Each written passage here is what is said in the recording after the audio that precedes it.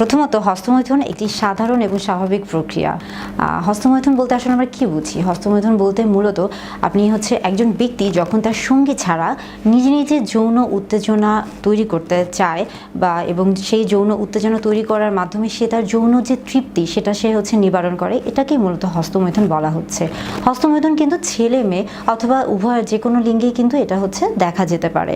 ধর্মীয়ভাবে অনেক ধর্মেই কিন্তু হস্তমৈথুনকে নিষেধ করা হয়েছে, কিন্তু আমি যেহেতু একজন চিকিৎসক এবং দেখা যায় যে আমাকে অনেকেই প্রশ্ন করেছেন যে আসলে হস্তমৈথুন শরীরের জন্য খারাপ কিনা, বা হস্তমৈথুন করা হলে আমি বিয়ে করতে পারবো কিনা, বাচ্চা হবে কিনা।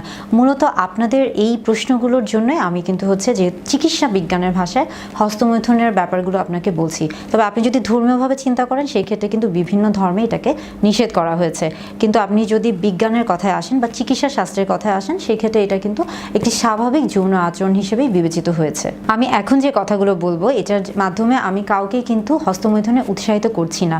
আমি শুধুমাত্র আপনারা যে প্রশ্নের উত্তরগুলো জানতে চেয়েছেন, আপনাদের যে অজানা বিষয়গুলো আছে সেই বিষয়গুলোকে জানানোর চেষ্টা করছি। হস্তমৈথুনের মাধ্যমে কি হয় আসলে এখানে দেখা যাচ্ছে যে আপনি দেখেন হস্তমৈথুন অর্থাৎ আঙ্গুল বা হাতের মাধ্যমে পুরুষ তার লিঙ্গ অথবা মহিলা তার যোনিপথে একটা ঘর্ষণের তৈরি করে, এবং যার ফলে সে কিন্তু একটা যৌন তৃপ্তি বা যৌন সুখ উপভোগ করে, এবং এটিকেই মূলত হস্তমৈথুন বলা হচ্ছে। একটা সময় ধারণা করা হতো যে হস্তমৈথুন শরীরের জন্য খারাপ, কিংবা অনেকে এটাকে একটা বিকৃত যৌন আচরণ মনে করত, কিন্তু বর্তমানে আধুনিক চিকিৎসা শাস্ত্রে এটিকে কিন্তু একটি স্বাভাবিক প্রক্রিয়া হিসেবে বলা হচ্ছে, এবং বলা হচ্ছে যে এটি একটি স্বাভাবিক যৌন আচরণ। কখন এটি আপনার শরীরের জন্য ক্ষতিকর হবে? যখন এটি মাত্রাতিরিক্ত ভাবে। এখন মাত্রাতিরিক্ত ভাব বলতে আমরা কি বোঝাচ্ছি? ধরেন যে আপনি সারাক্ষণই আপনার মন সারাক্ষণই বা আপনার হাত সারাক্ষণই আপনার দেখা যাচ্ছে যে আপনার লিঙ্গের মধ্যে পড়ে আছে, বা সারাক্ষণই আপনি মানসিকভাবে কিন্তু ওই জিনিসগুলো চিন্তা করছেন, তখন এটা শারীরিকভাবে আপনাকে বিপদগ্রস্ত করতে পারে। কেননা আপনি যখন দেখেন যে আপনার হাত যখন একটা জায়গায় ব্যস্ত থাকবে, বা আপনি যখন সেই নির্দিষ্ট একটা জায়গায় আপনি যখন আপনার মনটাকে মনোনিবেশ করবেন, আপনি কিন্তু অন্য আর কোনো কাজ করতে পারবেন না। তখন স্বাভাবিকভাবে আপনার কিন্তু শরীরের যে অন্য যে চাহিদা, অন্য যে কাজগুলো সেগুলো কিন্তু ক্ষতিগ্রস্ত হবে। সেদিক থেকে যদি বলে থাকি যে হ্যাঁ, তাহলে সেদিক থেকে হস্তমৈথুন আসলে শরীরের জন্য ক্ষতিকর, কিন্তু শরীরের জন্য হস্তমৈথুন একটি সাধারণ যৌন আচরণ। অনেকে বলে থাকেন যে হস্তমৈথুন করলে শরীরের অনেক ক্ষতি হয়ে থাকে, অথবা হস্তমৈথুন করার পর তার অনেক দুর্বল লাগে, খারাপ লাগে, শরীর একটা অতিরিক্ত দুর্বলতা কাজ করে। কিন্তু আসলে হস্তমৈথুনের ব্যাপারটা যে এটা কিন্তু আপনার শরীরকে দুর্বল করে না।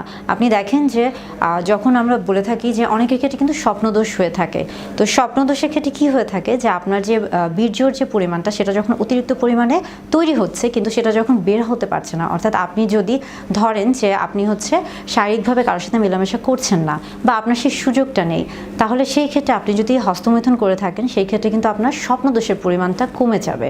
এটা একটা ব্যাপার। আর আরেকটা ব্যাপার যে হস্তমৈথুনের ক্ষেত্রে আপনার নারী পুরুষ উভয়ই হস্তমৈথুন করতে পারে, এটাতে কোনো অসুবিধা নেই। হস্তমৈথুন করলে চিন্তার কোনো বিষয় নেই। আর এটি আপনার পরবর্তীতে যৌন আকাঙ্ক্ষা বা বিয়ের ক্ষেত্রে যে যৌন যে চাহিদা, কিংবা বাচ্চা জন্মদান বা বাচ্চা গ্রহণের ক্ষেত্রে যে ব্যাপারগুলো আছে এগুলোতে কোনো পার্শ্ব প্রতিক্রিয়া রাখে না। তবে যদি আপনি স্বাভাবিক কোনো পরিস্থিতিতে দেখা যাচ্ছে যে আপনি ধরেন যে আপনি একটি পাবলিক প্লেসে আছেন, বা আপনি ওখানে এমন কোনো একটা খারাপ আচরণ করছেন, আপনি সবার সামনে যদি হস্তমৈথুন করেন তখন কিন্তু আপনাকে সবাই খুবই নেতিবাচক হিসেবে দেখবে।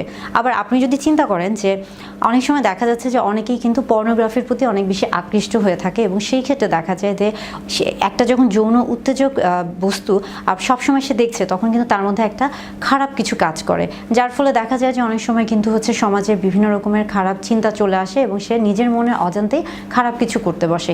সেই ক্ষেত্রে হস্তমৈথুন কিন্তু ভালো, কারণ সে দেখা যাচ্ছে যে অন্যের ক্ষতি না করে নিজের যে যৌন আকাঙ্ক্ষা বা যৌন তৃপ্তি সেটা নিজে থেকেই চাহিদা মেটানোর চেষ্টা করছে, অর্থাৎ সে অন্যের উপর কিন্তু ডিপেন্ড হচ্ছে না, অন্যের উপর নির্ভর করতে হচ্ছে না, সে নিজের উপর নির্ভরশীল হয়ে সে তার যৌন আকাঙ্ক্ষা বা যৌন চাহিদা, যৌন তৃপ্তিটা মেটাচ্ছে।